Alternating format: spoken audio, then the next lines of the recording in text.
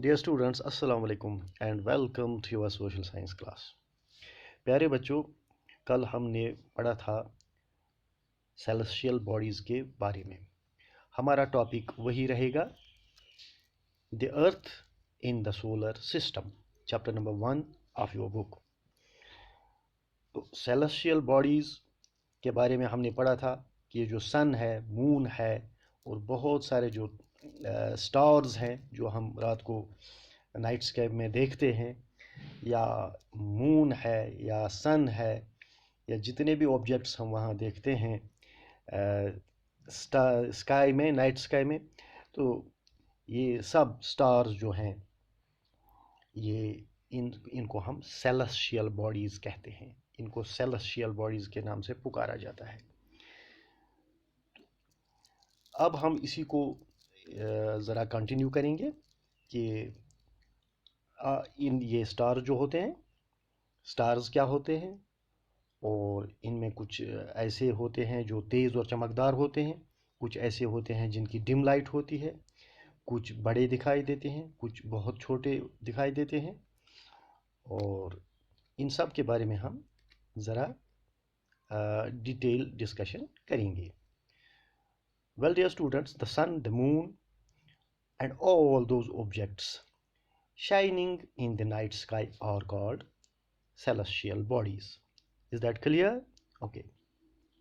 Now, some celestial bodies are very big and hot. They are made up of gases.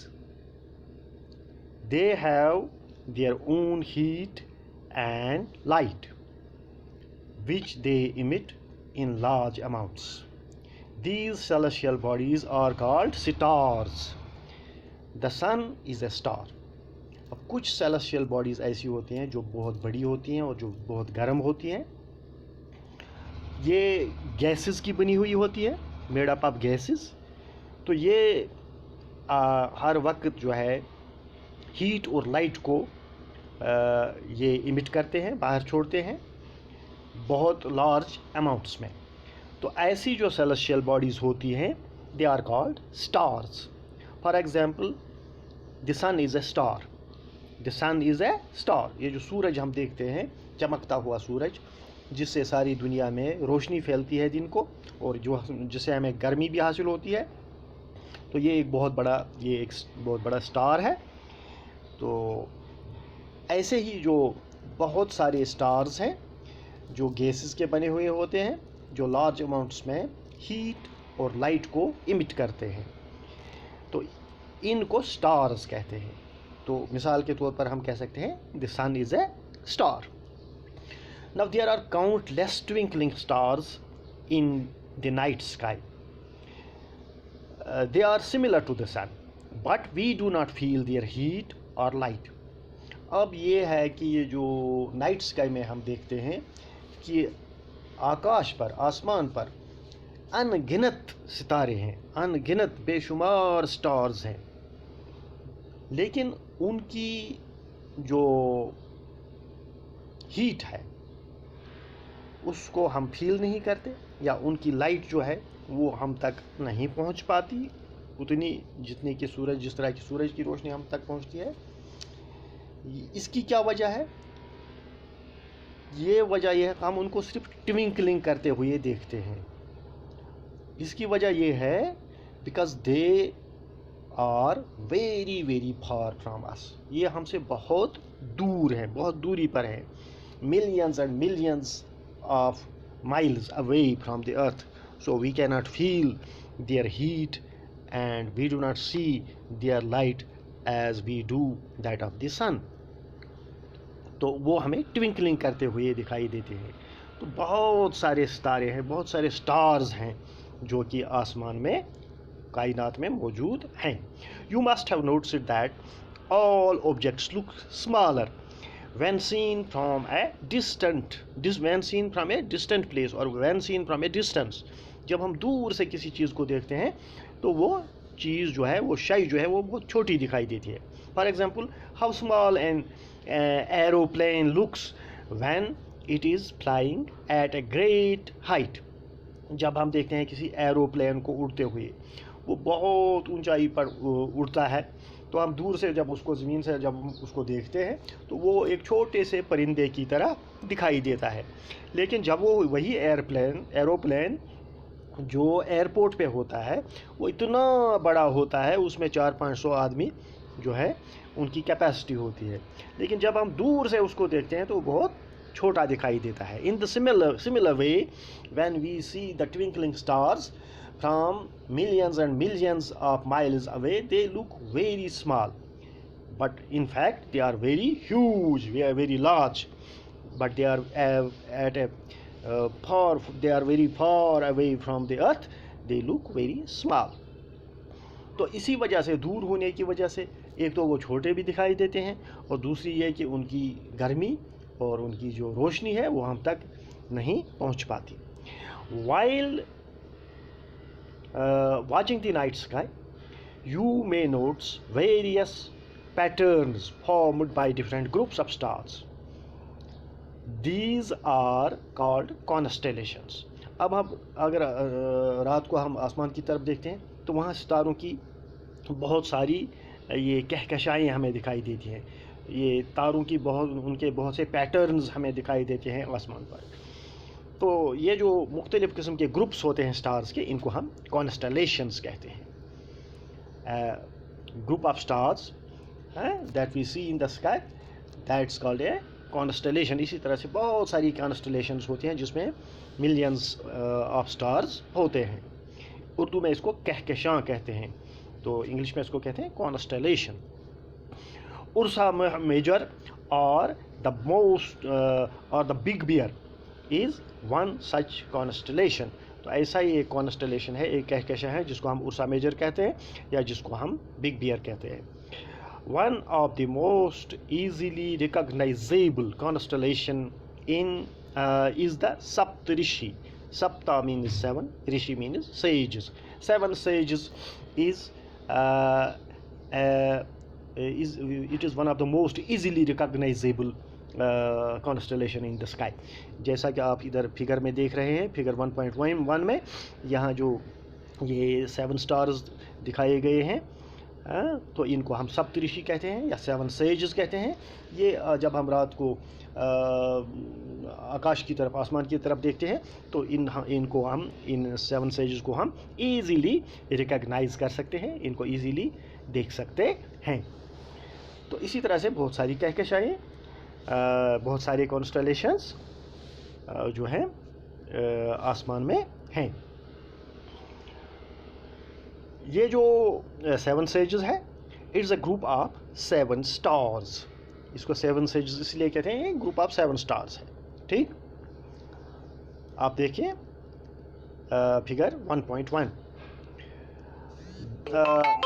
This group of 7 stars that forms a part of Ursa Major constellation. ये Ursa Major constellation का एक हिस्सा है।